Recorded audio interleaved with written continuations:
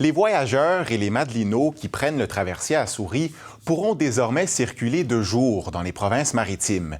La CTMA modifie son horaire de traversier pour rendre les déplacements des voyageurs plus sécuritaires. Et en fait, Isabelle, donc, les voyageurs pourront arriver plus tard à Souris.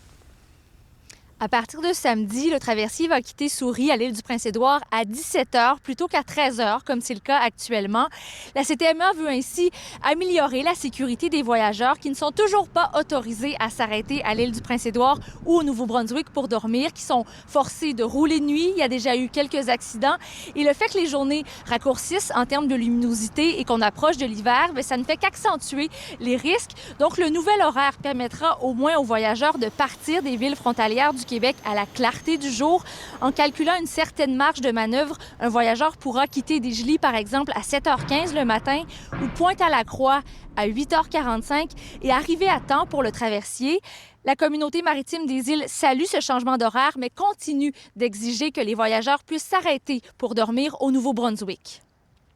Est-ce que c'est la solution parfaite? Non. Est-ce que c'est la meilleure solution dans le contexte? Oui, mais ça ne règle pas tout. Et c'est pour ça qu'on demande au gouvernement du Québec de reprendre les discussions, de poursuivre les négociations avec le gouvernement du Nouveau-Brunswick. Bon, et Isabelle, cette modification-là complexifie les opérations de la CTMA. Oui, la nouvelle heure de départ fait en sorte que les marchandises qui sont transportées à bord du bateau vont arriver aux îles à 22 h plutôt qu'à 18 h, ce qui va bien sûr reporter des livraisons de marchandises. Et le fait aussi que le bateau restera à Souris à quai plus longtemps, ça entraîne des dépenses supplémentaires d'au moins 100 000 $ pour la CTMA. Tout ce qui est par rapport au temps supplémentaire pour les employés, ce sera un impact financier. On a aussi le temps qui est passé à quai une fois à Souris. Il faut comprendre que lorsqu'on est à Souris, le bateau fonctionne avec des génératrices, mais lorsqu'on est à Cap-aux-Meules, c'est sur du courant de terre. Donc, c'est pas le même impact au niveau budgétaire.